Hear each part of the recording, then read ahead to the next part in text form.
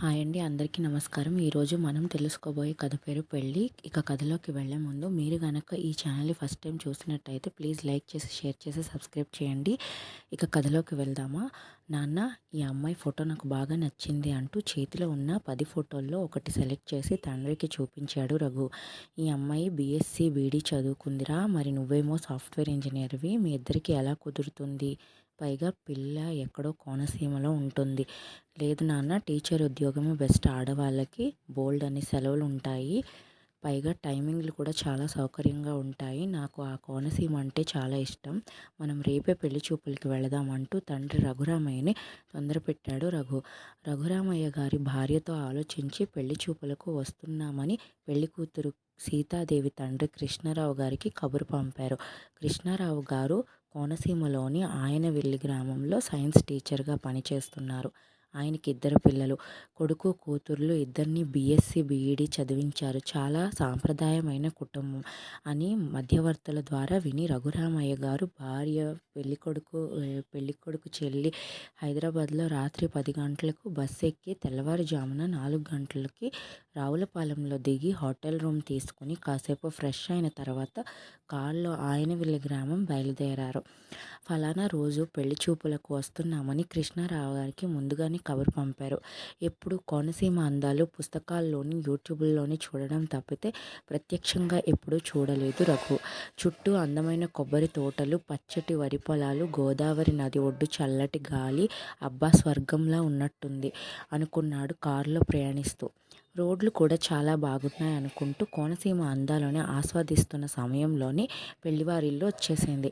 పెళ్లివారు car దిగిన వెంటనే కృష్ణారావు గారి దంపతులు ఎదురు వచ్చి నమస్కారం చేసి కాళ్ళు కడుక్కొని లోపలికి రండి అంటూ పెద్ద ఇత్తడి చెంబుతో నీళ్లు అందించారు. అప్పటికే అక్కడ పెద్ద గంగాళం తోటి నీళ్లు పెట్టి ఉన్నాయి. కాళ్ళు కడుక్కున్న తర్వాత లోపలికి తీసుకువెళ్ళి మర్యాదగా కుర్చీల్లో కూర్చోబెట్టి మంచినీళ్ళ గ్లాసు అందించారు. ఆ కుర్చీలన్నీ కూడా పాతకాలం నాటి చెక్క కుర్చీలు. మంచినీళ్లు తాగిన తర్వాత ఇల్లు చూద్దాం రండి అంటూ ఇల్లంతా తిప్పి చూపించారు. పెద్ద పెంకుటిల్లు, చుట్టూ అందమైన కొబ్బరి తోట, మామిడి మొక్కలు, అరటి మొక్కలు, అక్కడ లేని మొక్క అంటూ లేదు. వెనకాల పశువుల శాల. తనకు సొంత వ్యవసాయం ఉందని, ఇల్లు తన తండ్రి గారు కట్టారని కృష్ణారావు గారు మాటల్లో చెప్పారు. అక్కడ వాతావరణం అంతా చూడడానికి చాలా బాగుంది. చల్లటి గాలి, అందమైన ప్రకృతి, మాయామర్మం లేనటువంటి మాటలు. చాలా ఆనందపడ్డాడు పెళ్ళికొడుకు. ఇంతలో కృష్ణారావు గారి భార్య పెరటి వైపుకు వచ్చి అందరూ ఫలహారాలు తీసుకుందాం రండి అంటూ మర్యాదగా లోపలికి తీసుకువెళ్ళింది. అప్పటికే అక్కడ శుభ్రంగా తుంగ చేపలు పరిచి ఉన్నాయి. ఎదురుగుండా అరిటాకులలో కొద్దిగా కారపూస, మినపసున్ని, పాలకోవా, పూతరేకు, కొద్దిగా వేయించిన అటుకులు వడ్డించి ఉన్నాయి. ఇది టిఫినా లేక భోజనమా అని అనుమానం వచ్చింది పెళ్ళికొడుకు రఘుకి. ఇవన్నీ మేము స్వయంగా ఇంట్లో తయారు చేసుకునేవి, బజారు వస్తువులు కాదు. అసలు మా ఆయన బజారు వస్తువులు తీసుకురారు, పిల్లల్ని తిననివ్వరు, ఆరోగ్య సూత్రాలు బాగా పాటిస్తారు, పైగా సైన్స్ మాస్టర్ కదా అంటూ కృష్ణారావు గారి భార్య కోసరి వడ్డించింది. తినకూడదనుకుంటూనే పెళ్ళికొడుకు వాళ్ళ మాటలు వింటూ ప్లేట్లు ఖాళీ చేసేశాడు. చాలా రుచిగా ఉన్నాయి, ఇవి నిజంగా ఇంట్లో తయారు చేసినవే. సాధారణంగా ఎవరైనా పెళ్లి చూపులు అంటే బజారు నుంచి 4 స్వీట్లు, 4 హాట్లు తెచ్చి పెడతారు. ఎవరు తయారు చేస్తున్నారు ఇలాగా? ఇదివరకు పెళ్లి చూపులు వెళ్ళిన చోట ఇలాగే కక్కుర్తి పడే 1-2 స్వీట్లు తింటే ఆ డాల్డా నోరు పట్టుకుని వదలలేదు. పైగా వారం రోజులు దగ్గు కూడా ఏడిపించింది.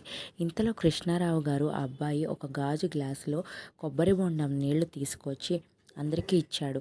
ఇవి కూడా మా దొడ్లోవే, వేసవికాలం కదా, కాఫీ టీలు ఎందుకని అంటూ మాట పూర్తి చేయలేదు కృష్ణారావు గారు. ఇంతలో రఘురామయ్య గారు టైం అవుతోంది, అమ్మాయిని తీసుకురండి అంటూ అడగగానే కృష్ణారావు గారు భార్య పెళ్లి కూతుర్ని తీసుకొచ్చి కూర్చోబెట్టారు. నిజానికి సీతాదేవిలాగే ఉంది పెళ్లికూతురు. ఆధునికమైన మేకప్లు ఏమీ లేవు. గోదావరి నీళ్ళలాగా ఆ మొహంలో స్వచ్ఛత కనబడింది పెళ్ళికొడుకుకి. ఆమె అలంకరణలో ఎక్కడ ఆధునికత కనబడలేదు. కట్టుబొట్టు అన్నీ సాంప్రదాయంగా ఉన్నాయి. ఆ అమ్మాయితోటి మీరేమైనా మాట్లాడతారా అని అడిగారు పెళ్ళికూతురు తల్లి. అంగీకారంగా తల ఊపాడు రఘు. ఇద్దరిని వెంటబెట్టుకుని పెళ్ళికూతురు తల్లి పక్క గదిలోకి తీసుకెళ్లి కూర్చోబెట్టింది. ఇద్దరి మధ్య మాటలు లేవు చాలాసేపు. ఆఖరికి రఘు ధైర్యం చేసి మీ పేరేమిటి అని పలకరించాడు. సీతాదేవి అని నెమ్మదిగా చెప్పింది. సమాధానంలో ఎక్కడో కరుకుదనం లేదు. నీ పేరేమిటి అని తిరిగి అడగలేదు. అంటే పల్లెటూరులో పుట్టి పెరిగిన పిల్ల కదా, ఎక్కువ భయం అనుకుంటాను అనుకున్నాడు. ఆ అమ్మాయి అడిగినా అడగకపోయినా తన పేరు, చేస్తున్న ఉద్యోగం, పూర్తి వివరాలు అన్నీ చెప్పుకుంటూ వచ్చాడు. మీరేం చేస్తున్నారు అని అడిగారు చివర్లో. ఇక్కడ ప్రైవేట్ స్కూల్లో టీచర్గా పనిచేస్తున్నానంటూ చాలా నెమ్మదిగా చెప్పింది. ఇంత నెమ్మదిగా మాట్లాడుతుంది ఏమిటి అసలు? ఈ పిల్ల చెప్పిన పాఠాలు విద్యార్థులకు వినపడతాయా వినపడవా అని అనిపించింది రఘుకి. 10 నిమిషాలు పిచ్చాపాటి మాట్లాడుకున్న తర్వాత ఇద్దరు గదిలోంచి బయటికి వచ్చేశారు.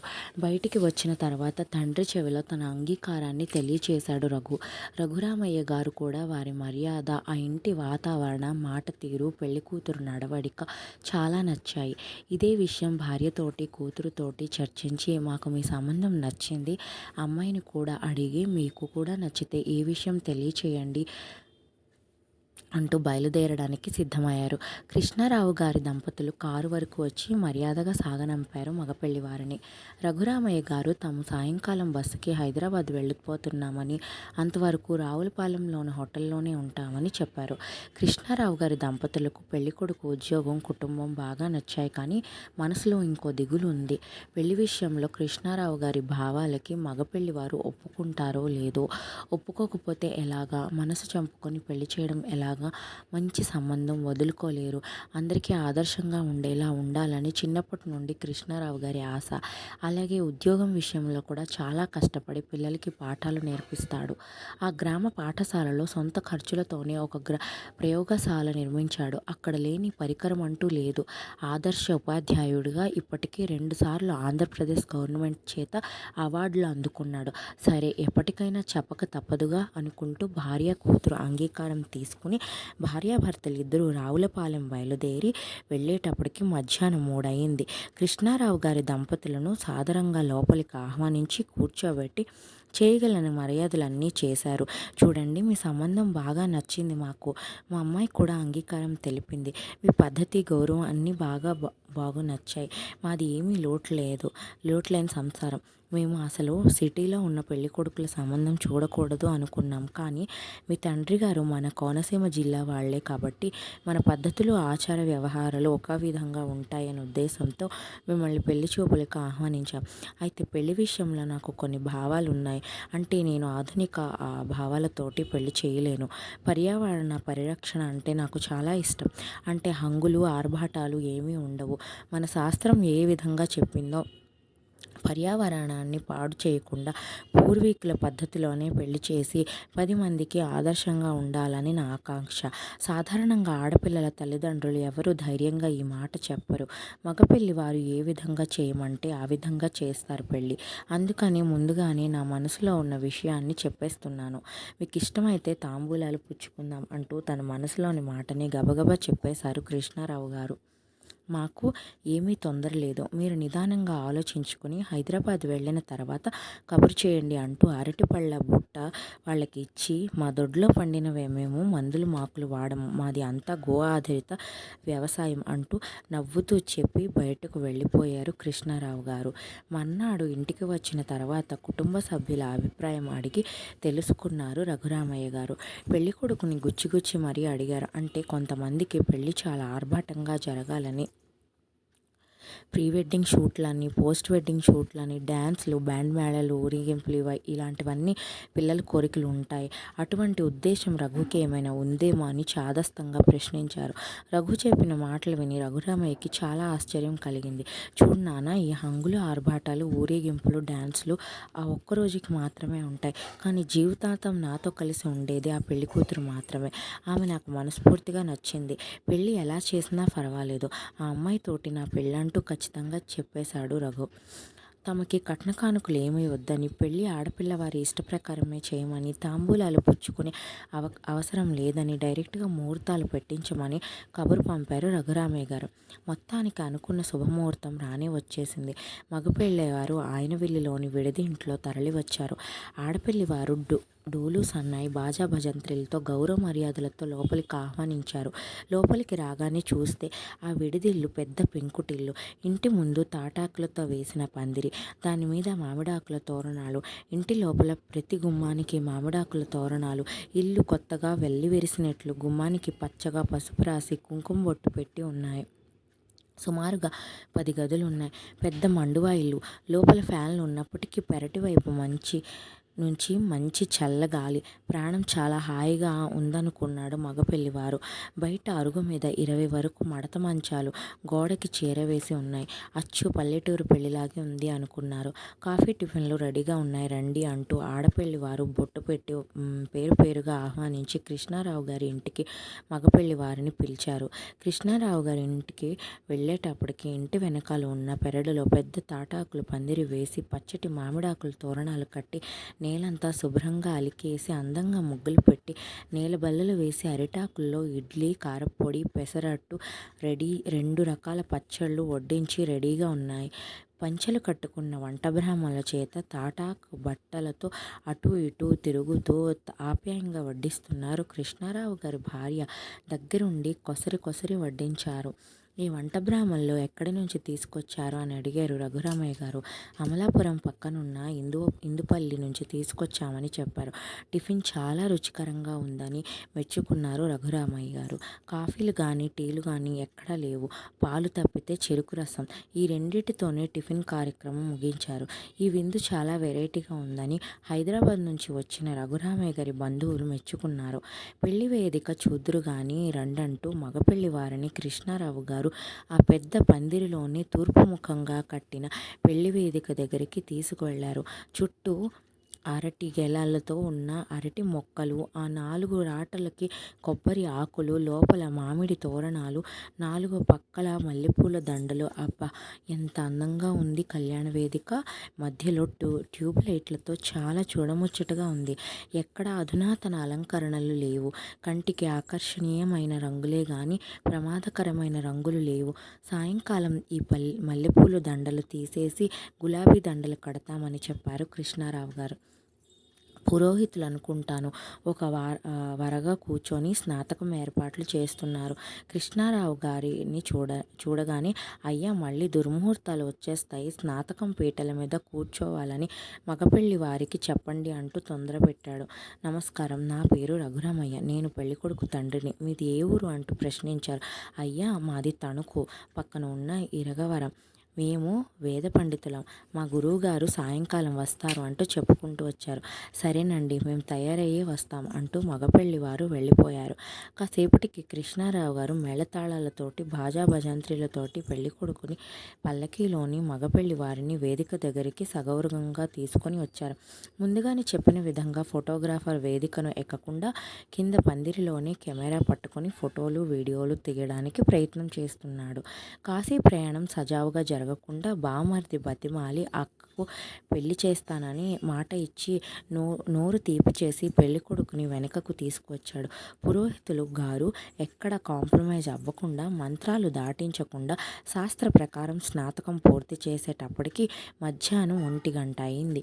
ఈ మధ్యకాలంలో ఇంతసేపు స్నాతకం చేయించిన వారిని ఎక్కడా చూడలేదనుకుని రఘురామయ్య గారు సంతృప్తి పడ్డారు. నిజమే, మరి ఆ కాలం మనుషులకి ఆ కార్యక్రమం యొక్క విలువ ఏమిటో తెలుస్తుంది. ఈలోగా కృష్ణారావు గారి భార్య మగపెళ్లి వారికి వంటలు రెడీగా ఉన్నాయి, భోజనాలు చేయడానికి రండి అని బొట్టు పెట్టి ఆహ్వానించారు. ప్రతి ఒక్కరిని ఉదయంలాగే నేల బల్లలు వేసి ఎదురుగుండా అరిటాకుల్లో పప్పు, టమాటా, కొత్త ఆవకాయ, గుత్తి వంకాయ కూర, పనస పొట్టు కూర, బూరెలు, పులిహోర, ముక్కల పులుసు, అప్పడాలు, వడియాలుతో ఆకు అంతా నిండుగా ఉంది. గాజు గ్లాసులతో మంచినీళ్లు చక్కగా పెట్టి ఉన్నాయి. కొమ్మ చెంబుతో నెయ్యి పట్టుకుని మడి కట్టుకున్న వంట బ్రాహ్మలు పెళ్లివారికి వడ్డనలో మునిగిపోయారు. కృష్ణారావు గారి భార్య ప్రతి వారి దగ్గరికి వచ్చి ఏం కావాలి దగ్గరుండి చూసుకుంటున్నారు. అసలు ఈ కాలంలో క్యాటరింగ్ భోజనాలు తప్పితే ఇలా గౌరవంగా మర్యాదలతో ఆప్యాయంగా భోజనాలు వడ్డించే వారిని చూడలేదని ఊరి ప్రజలతో పాటు హైదరాబాద్ పెళ్లివారు కూడా ఆనందపడ్డారు. భోజనాల్లో ఎక్కడ అధునాతనమైన వంటలు కానీ, మసాలా దినుసులు కానీ కృష్ణారావు గారు వాడనివ్వలేదు. అంతా సాంప్రదాయ పద్ధతే. తృప్తిగా భోజనాలు చేసి మగపెళ్లివారు ఆనందంగా విడిదిలోకి వెళ్ళిపోయారు. వెళ్ళేటప్పుడు తమలపాకులు, వక్కపొడి, సున్నం రాసి చిలకల్లా చుట్టి పెళ్లివారికి అందించారు. ఇది చూడడానికి చాలా అందంగా ఉంది. సాయంకాలం 6 కల్లా ఎదురు సన్నాహాల్ని, మధ్యాహ్నం పూట ఫలహారాలు విడిదిలోకి తీసుకొస్తామని, రాత్రి 7 గంటలకు అలా పెళ్లిపీటల మీదకి కూర్చోవాలని, ఒక పక్క పెళ్లి అవుతుంటే మరో పక్క భోజనాల ఏర్పాట్లు చేసుకుంటామని రఘురామయ్య గారికి చెప్పాడు కృష్ణారావు గారు. పెళ్లిలో ప్రతి కార్యక్రమం నిదానంగా, ఆనందంగా నడిపిస్తేనే దాని అందం తెలుస్తుంది. మగపెళ్లి వారిని బెల్లం పానకంతో నోరు తీపి చేసి, ఆడపడుచులను ఇత్తడి విందులతో సత్కరించి, శుభలేఖలను తప్పులు లేకుండా చదివి, ఇరు వర్గాల పెళ్లివారిని ఒకరినొకరు సత్కరించుకుని, ఆనందంగా పరిచయాలు పూర్తి చేసుకుని, ఎదురు సన్నాహం కార్యక్రమం ముగించి భోజనాలు రెడీ అంటూ ఆహ్వానించారు. శనివారం నియమం ఉన్నవాళ్ళు టిఫిన్లు కాని వాళ్ళు భోజనాలు ఉదయంలాగే అరిటాకులను నీలబల్లల మీద కూర్చొని సంతృప్తిగా భోజనాలు కానిచ్చారు. రాత్రి భోజనానికి బంగాళదుంప, ఉప్మా కూర, అరటికాయ వేపుడు, కొబ్బరికాయ పచ్చడి, సాంబారు, అప్పడాలు, వడియాలు, బొబ్బట్లు, పొట్టికాజా, అరటికాయ బజ్జీ, గడ్డ పెరుగులు తయారు చేయించడంతో ఇందువల్లి వంటవాళ్లు తమ ప్రతాపం చూపించారు. మజ్జిగలోకి మామిడి పండు అంటూ కొసరి వడ్డించారు. కోనసీమ భోజనం మజాక. వంటవాళ్ళు అటూ ఇటూ వడ్డన చేస్తూ 4-5 గాజు గ్లాసులు పగలగొట్టేశారు. ఈ కృష్ణారావు గారి శ్రద్ధ చూడండి. ఫలహారాలు, భోజనాలకి అరటి ఆకులు, మంచినీళ్ళకి గాజు గ్లాసులు వాడి పర్యావరణాన్ని పెద్దపీట వేశారు. ఎక్కడ ప్లాస్టిక్ అనే మాట లేదు. డైనింగ్ టేబుళ్ళు, షామియానాలు, కుర్చీలు అసలే లేవు. ఎందుకంటే షామియానాలు ఈ మధ్యన చావుకి, పెళ్ళిళ్ళకి అవే వాడేస్తున్నారు. అది కృష్ణారావు గారి భయం. ఎన్నాళ్ళయిందో ఇలాంటి పెళ్లి చూసి అని మగపెళ్లి వారు అనుకున్నారు. ఇక పెళ్లి సందడే మొదలైంది. పెళ్లితంతులన్నీ శాస్త్రం చెప్పిన ప్రకారం యథావిధిగా పురోహితులు వారు చేయించుకుంటూ వెళ్ళిపోతున్నారు. తలంబ్రాలు స్వచ్ఛమైన బియ్యంతో ఆనందంగా, సంతోషంగా పెళ్లికూతురు, పెళ్ళికొడుకులు నిదానంగా ఒకరి తల మీద ఒకరు పోసుకున్నారు. పెళ్లి మండపం మీద పురోహితులు, కన్యాదానం చేసేవాళ్ళు మగపెళ్లి వారిలో ముఖ్యులు పెళ్ళికొడుకు, పెళ్ళికూతురు తప్ప ఇంకెవరు ఆస్కారం ఇవ్వలేదు కృష్ణారావు గారు. దాని మూలంగా ఆహుతులు అందరికీ కూడా పెళ్లి శుభ్రంగా కనిపడింది. యథావిధిగా కార్యక్రమాల్ని తూచా తప్పకుండా చేయించి, మర్నాడు ఉదయమే ఆయనవిల్లి వినాయకుడి దర్శనం చేయించి నూతన దంపతులని, పెళ్లివారిని సాగనంపారు. రఘురామయ్య గారు బస్సు ఎక్కబోతూ, ఈ పెళ్ళి ఆరోగ్యకరమైన పెళ్ళి అని, చాలా సంతోషంగా ఉందని, ఇది చాలా కాలం పాటు ప్రజలందరూ చెప్పుకుంటారని, ఆదర్శవంతమైన వివాహం అని పదే కృష్ణారావు గారిని ప్రశంసించి హైదరాబాద్ వెళ్ళిపోయారు. ఈ పెళ్లి గురించి పేపర్ వాళ్ళు, టీవీ వారు పెద్ద ఎత్తున ప్రచారం చేశారు. పర్యావరణానికి పెద్ద ఎత్తున పీఠం వేసి ఆ జిల్లా కలెక్టర్ గారు కృష్ణారావు గారిని, రఘురామయ్య గారిని ఇద్దరిని సన్మానించి గౌరవించారు. ఇదే కథండి. బాయ్.